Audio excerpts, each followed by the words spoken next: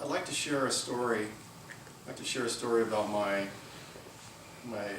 brother, and he's also was my business partner. So I had a medical facility doing hyperbaric oxygen for 13 years. 10 years we were in a freestanding facility here in Reno, and then 3 years ago we did a joint venture with a hospital.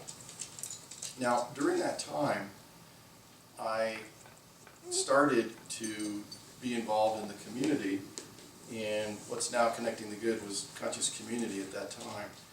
And I started to do some work during the day, and I didn't realize that I would have such a reaction from my brother. And I didn't really understand it fully, what his concern was, but now I really do. He was basically wanting me to focus specifically on making as much money as we could in our facility. But for me, making money was very important because I was able to take care of my family, but also working in the community was important as well.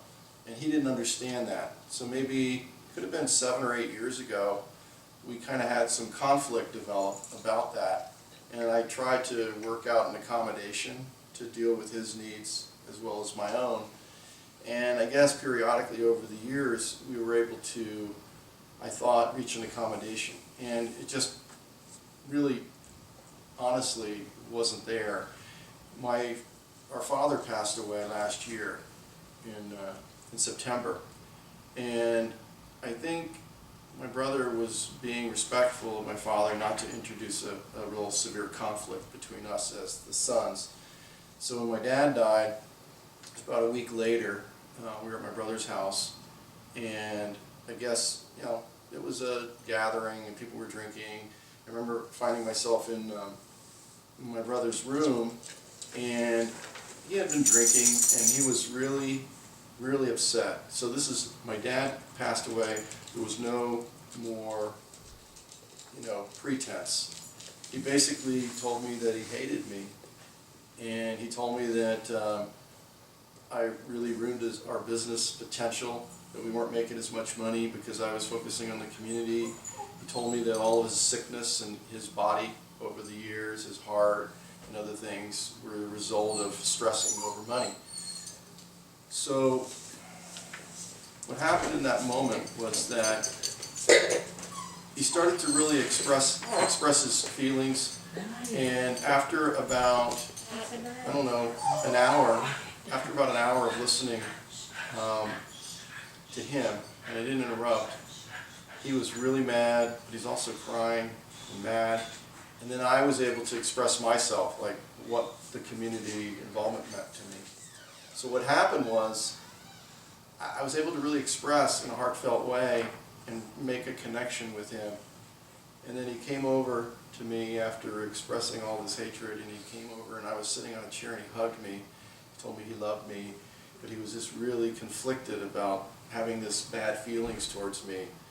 So at that point, we, in a sense, got a divorce, our business, and I basically got bought out my share of that company. But the message that I learned about integrity was that, in a sense, I was not in integrity because I was divided. I had the business, which I was really wanting to do well in, but I also had this community interest. And it was not that I did anything wrong. It was just I was unaware maybe of how it affected him. Because from his point of view, he'd rather have a partner who was just about the money. And I don't judge that at all. I really respect that.